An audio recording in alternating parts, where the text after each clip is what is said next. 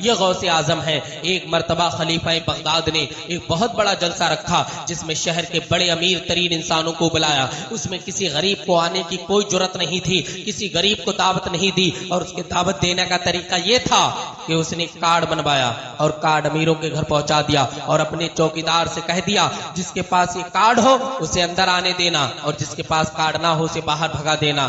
جب یہ خبر پھیل گئی سارے لوگوں میں کہ یہاں پر مصطفیٰ جان رحمت کا ذکر ہونے والا ہے، خلیفہ بغداد جو کہ بڑا امیر ترین انسان ہے اس نے محفل میلاد کا انعقاد کیا، تو ایک عورت اور اس کی لڑکی خلیفہ کے دروازے پر آئی جو کہ غریب تھے، بہت زیادہ غریب تھے۔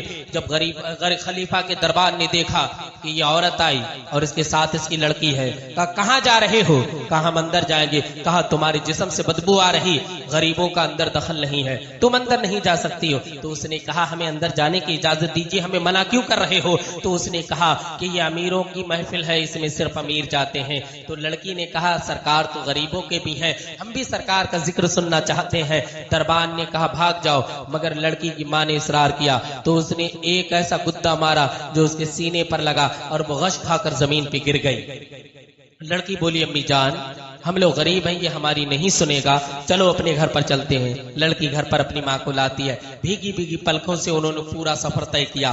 گھر میں آتے ہیں، رات کا پچھلا پہر ہونے والا تھا، عشاء پڑھ کر گئے تھے یہ لوگ۔ انہوں نے کیا کیا، اپنے گھر میں ایک جگہ کو صاف کیا اور ایک جگہ کو اونچی کیا۔ کہا امی جان اب تم نبی کا ذکر کرنا، اللہ کی حمد بیان کرنا، ہم سبحان اللہ کہیں گے، اور جب ہم ذکر کہیں گے تم سبحان اللہ کہنا۔ ان لوگوں نے یہ کرا کہ انہوں نے ذکر کرنا شروع کر دیا، کبھی ماں ذکر کر رہی تو بیٹی سبحان اللہ کہہ رہی، کبھی بیٹی ذکر کر رہی تو ماں سبحان اللہ کہہ رہی۔ یہ سلسلہ کافی رات تک چلتا رہا۔ جب رات کے 2-3 بجے بیٹی کو پیاس لگی اور وہ پانی پینے کے لیے نل پر آئی تو کیا دیکھتی ہے، کوئی سفید لباس میں اس کی دہلیز کو چوم رہا ہے، اس کی چوکھٹ کو چوم رہا۔ کہا امی جان باہر نکل کے آؤ، دیکھو یہ کون ہے۔ جب امی باہر نکل کے آئی تو امی نے پہچان لیا یہ تو بغداد کے شہنشاہ غوث اعظم ہے۔ کہا غوث آپ ہمارے دروازے پر کیسے آئے ہو؟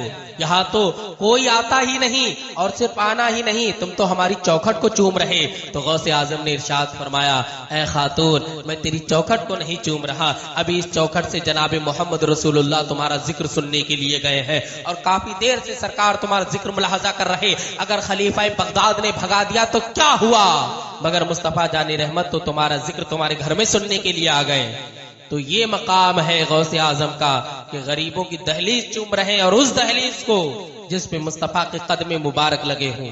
تو نبی تو امیروں کے بھی ہیں، غریبوں کے بھی ہیں، لیکن نبی جو فضل فرماتے ہیں وہ غریبوں پر زیادہ فرماتے ہیں، چونکہ میرے نبی کو غریبی پسند ہے۔